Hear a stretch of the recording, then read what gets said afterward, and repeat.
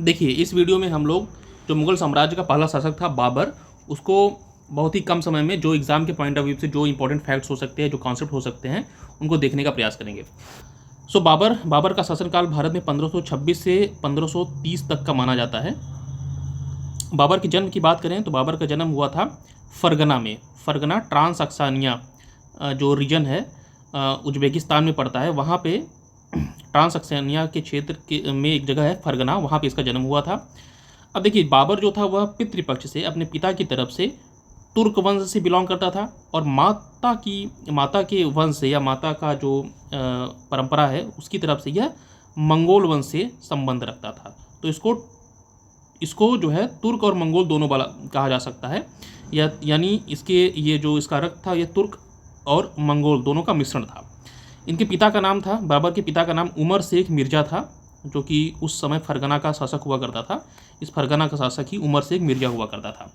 अब बाबर जब भारत पे आक्रमण करता है तो उससे पहले वो बहुत सारी ट्रेनिंग लेकर के आता है, एक तरीके से सीख करके आता है, बहुत तरह की युद्ध पद्धति सीख करके आता है। तो अगर हम उन युद्ध पद्धतियों की बात करें तो वह उज्बेकों से उसने तुलगुमा युद्ध पद्धति सीखा था, जिसको उसने जो है अपने युद्धों में प्रयोग किया, और ये बहुत ही सफल रणनीति रही उसकी। ईरानियों से उसने बंदूक का प्रयोग सीखा था। अपनी सजाती तुर्कों से, मतलब अपने ही समकक्षी जो तुर्क थे, उससे इसने जो है घोड़ों का संचालन सीखा था। कुस्तुनतुनिया के तुर्कों से इसने तोप खाने का प्रयोग करना सीखा था। ये सारी जो लर्निंग थी वो उसको आने वाले जो बैटल्स हैं जो उसने लड़े भारत में, इन सभी स्ट्रेटजीज़ ने उसको बहुत सारी हेल्प करी, और वो बहुत लगभग सारे युद्ध में यहाँ पे सफल रहता है। अब जब ये यहाँ पे आता है तो सबसे पहला युद्ध जो है पानीपत का प्रथम युद्ध होता है 1526 ईस्वी में। इस 1526 ईस्वी में इसने इब्राहिम लोदी को हराता, इसमें इसने परास्त किया इब्राहिम लोदी को, और इस युद्ध में इसने तुगलमा पद्धति का प्रयोग किया और तोप सजाने की उस्मानी विधि का प्रयोग किया।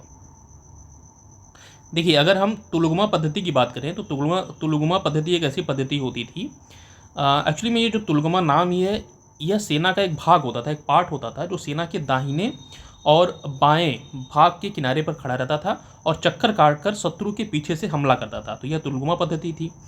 उस्मानी विधि क्या होती थी, तो गाड़ियों के बीच जो है जगह होता था, उसमें उस जगह में ही तोपों को रख कर चलाने की एक प्रथा थी, जिसको हम उस्मानी विधि कहते हैं।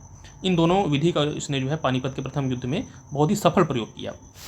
जीत के बाद काबुल के प्रत्येक निवासी को इसने जो है एक एक चांदी का सिक्का दिया था। शाहरुखी सिक्का उसका नाम हुआ करता था, शाहरुखी सिक्का दिया था।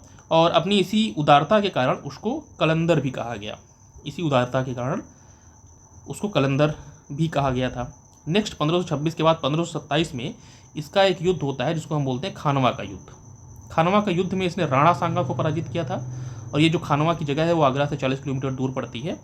और इस युद्ध में इसने अपने सैनिकों का मनोबल बढ़ाने के लिए तमगा नामक स्टाम्प कर, जो कि मुस्लिमों पर लगता था, उसको हटा दिया था, और इसने इस युद्ध में ही जिहाद का नारा दिया था। दैट इज़ वेरी इंपॉर्टेंट, जिहाद का नारा भी इसने दिया था। और इस युद्ध की समाप्ति के बाद इसने गाजी की उपाधि भी धारण करी थी। फिर 1527 के बाद 1528 आता है और चंदेरी का युद्ध होता है। चंदेरी का युद्ध जो है ये एमपी में पड़ता है चंदेरी। इस चंदेरी के युद्ध में इसने मेदिनी राय को पराजित किया था, और इस युद्ध में राजपूत स्त्रियों ने जौहर भी किया था। That is a very important fact.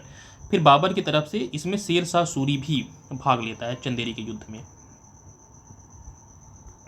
Next बात करते हैं घाघरा का युद्ध, जो कि 1529 में होता है।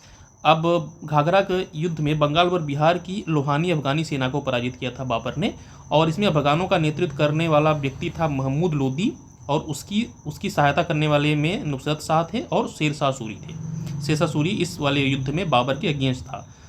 तो ये था घाघरा का युद्ध, बैटल ऑफ घाघरा 1529। नेक्स्ट बात करते हैं मुबाय्यान नामक पद्य शैली का जन्मदाता भी बाबर को माना जाता है। ये एक विशेष तरह की पद्य शैली थी जिसमें गीतों की रचना होती थी, तो इसके जन्मदाता भी बाबर को ही माना जाता था। और बाबर के बारे में इंपॉर्टेंट बात यह है, यह एक नक्शबंदी सिलसिले के ख्वाजा उबैदुल्लाह हरार का शिष्य था। ये ख्वाजा उबैदुल्लाह हरार की एक पुस्तक है रिसला ए वालिदिया, इसको इसने जो है तुर्की पद्य में लिखा था। और बाबर की अपनी आत्मकथा खुद है ही, तुझके बाबरी एवरीवन नोस, तुर्की भाषा में लिखी गई थी। तो ये that was the all about Babar.